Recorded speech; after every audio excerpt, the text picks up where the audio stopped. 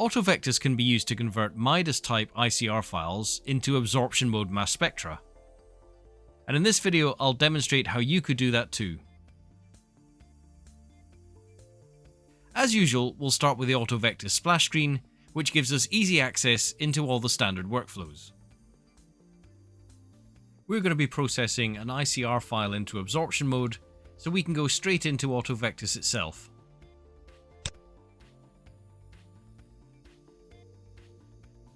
First of all, we need to identify the file we want to process.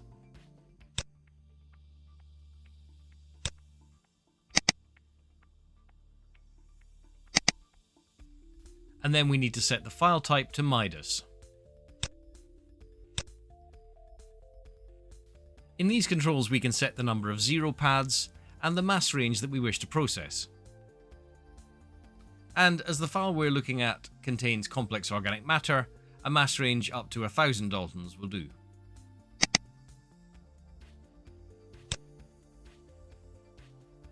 There are a variety of apodization options, but in this case we'll stick with the default apodization. So all we need to do now is hit begin, and then AutoVectis will load the MIDAS file ready for processing. I'm processing this file in recalculate mode, which means that AutoVectis is going to solve the phase correction function based on information contained within the spectrum itself. Phase calibration is a bit like mass calibration in that it only works if you give it a series of peaks that it can work with.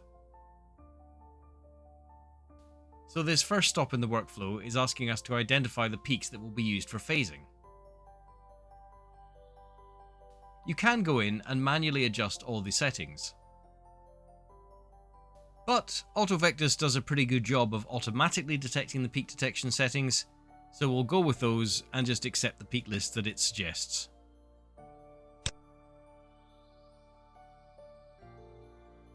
As we're following the recalculate workflow, AutoVectis needs to brute force fit a phase correction function to a small region of the spectrum.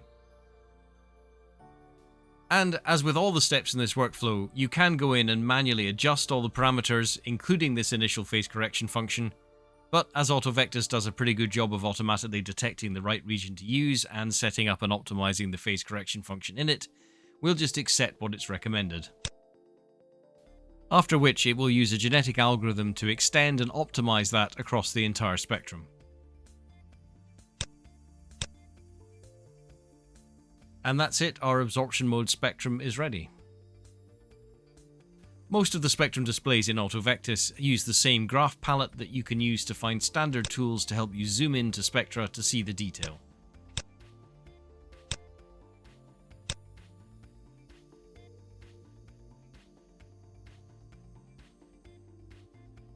In this display, the original magnitude mode spectrum is shown in red, and the absorption mode spectrum is shown in green. If you need to detect the peaks in your absorption mode spectrum, then click in the checkbox where it says Detect Absorption Mode Peaks. And that will open the AutoPeaker Peak Detection tool.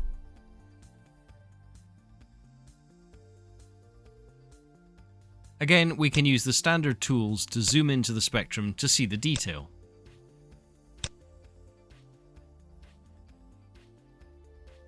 The automatically detected noise threshold is shown in purple, and the peak picking threshold is shown in red. If you want to, you can change the signal to noise threshold used for peak picking using this control. But here we'll just stick with the default value of 3.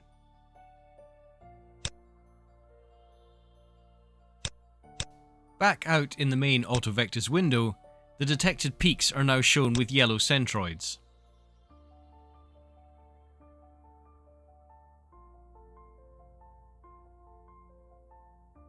So now we've generated the absorption mode mass spectrum and have detected the peaks in it, the next step is usually to export that into one of the various data assignment workflows. AutoVectis has several downstream processing workflows within it.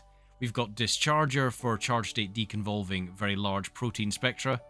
We've got AutoSeeker for doing top-down assignment of proteins, including looking for internal fragments. but in this case we've got a complex organic matter sample, so we should export that to AutoLogis for downstream assignment.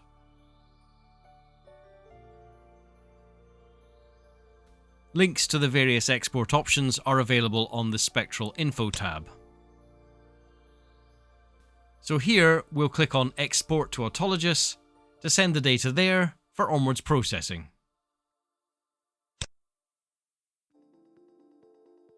This dialog is prompting us to save the absorption mode spectrum to a file so that it doesn't have to be reprocessed every time.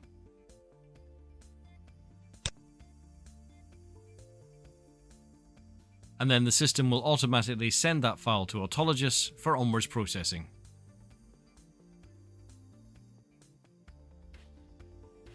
If you want to find out how to use AutoLogis for the assignment of complex organic matter, then we've got a range of videos available in that area as well. But we hope that this video demonstrating how to process MIDAS files into absorption mode has been useful. And if you have any other questions or you want to try it out on your own data, then you can get in touch with us at autovectis@gmail.com, or you can speak to one of the guys in the SpectraSwiss team directly.